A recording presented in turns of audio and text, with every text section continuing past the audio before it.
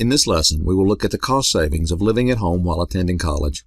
While not always possible or desirable, if you can live at home, you will save a lot of money. And I mean a lot. I know. If you live at home, you will miss all the partying. After all, you cannot let your parents see you coming home late or drunk. Plus, you want to be treated as an adult, not a kid living at home. That's all true. It's also a good argument for not living at home. And there are other good arguments.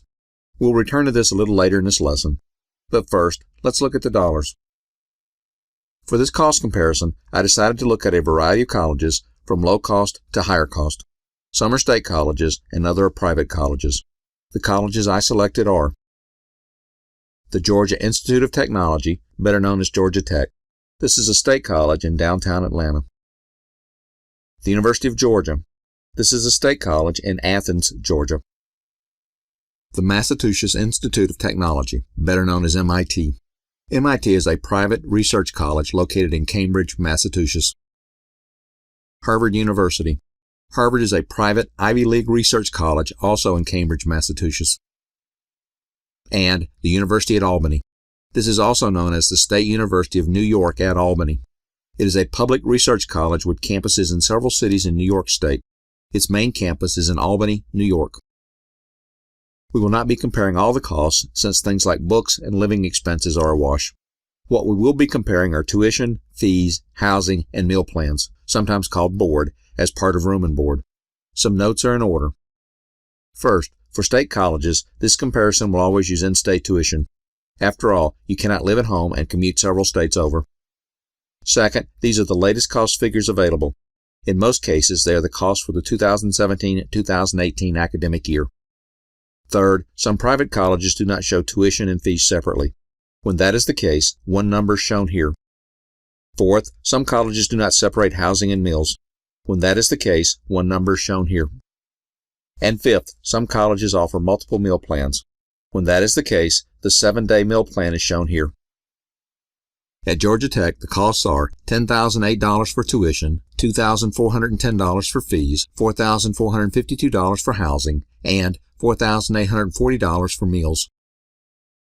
At the University of Georgia, the costs are $11,818 for tuition and fees, $6,104 for housing, and $3,956 for meals.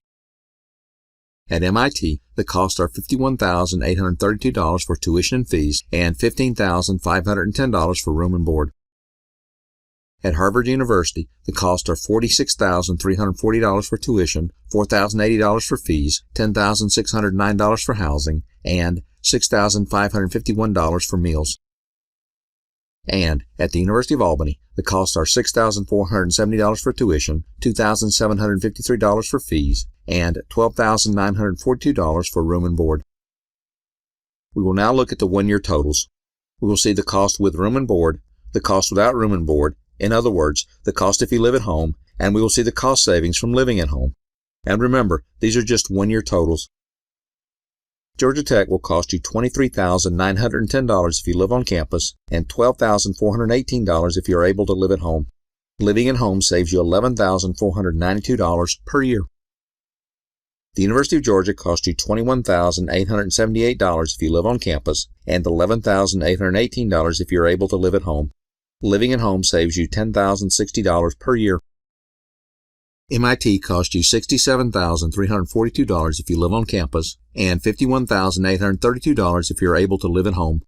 Living at home saves you $15,510 per year. Harvard costs you $67,580 if you live on campus and $51,832 if you are able to live at home. Living at home saves you a whopping $17,160 per year. The University at Albany costs you $22,165 if you live on campus and $9,223 if you're able to live at home. Living at home saves you $12,942 per year. Now, let's translate these savings into 4-year savings. These numbers assume no inflation, so your 4-year savings from living at home will certainly be much larger than this. At Georgia Tech, the 4-year savings are almost $46,000. At the University of Georgia, the 4-year savings are over $40,000. At MIT, the 4-year savings are over $62,000. At Harvard University, the 4-year savings are over $68,000. And at the University of Albany, the 4-year savings are almost $52,000. Before you consider living at home, it is important that you know that some colleges restrict your ability to attend them while living off campus. You see this much more at residential colleges with lots of dormitory space. For example, while Georgia Tech does not require students to live on campus, the University of Georgia requires that most freshmen live on campus. This is a typical restriction. The colleges want you to have the quote-unquote college experience for the first year. After that, you're free to live where you want, although they certainly hope you continue to live on campus. MIT and Harvard University require that most freshmen live on campus, and the University at Albany requires students to live on campus for 2 years. We will revisit that restriction in a moment. One thing to consider is if your parents live close enough to make living at home doable. After all, commuting 200 miles each way is just not reasonable. Commuting 50 miles each way to save all that money is totally doable. Both of my kids lived at home while going to college. Colleges that require freshmen to live on campus typically make exceptions to that rule for certain situations. What follows are the more common situations for which exemptions are available. Even if a specific item on the list does not apply to your college, there is usually a way to request your situation be reviewed. And all of these things are things it makes sense to request an exemption for. Almost every college will allow you to live off campus if you are living with your parents or legal guardian. Most colleges limit this exemption to parents or legal guardians who live within 50 miles or within a limited number of counties. This is one of those situations where, if your parents live close to, but not within the 50 miles of where you plan to attend college, it makes sense for them to consider moving. Almost every college will allow you to live off campus if you're 21 years old or older, married, or a single parent with one or more children living with you. In this situation, they realize that you need different types of housing than they provide. Many colleges will allow you to live off campus if you are a veteran or active duty military. If you are a veteran, you are almost certainly over 21. And if you're active duty military, then the military is responsible for your housing. Many colleges will allow you to live off campus if you have a good medical reason why you cannot live in the dormitories. Finally, some colleges will allow you to live off campus if you can show a financial hardship. I've even read news reports of homeless students attending college. That's a real financial hardship. Living at home while attending college saves a lot of money, as you saw earlier. This is money that you do not have to borrow.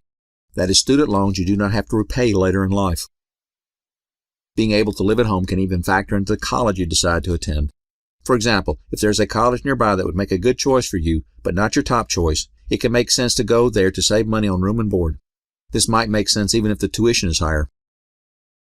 Even if there's not a college nearby that you want to graduate from, it can make a lot of sense to attend a local college for a year or two to save money on room and board and then transfer to your desired college. And if you decide to take my earlier advice and start off at a 2-year community college, you will certainly want to pick one that is close enough that you can live at home. In fact, most community colleges don't offer dormitories at all.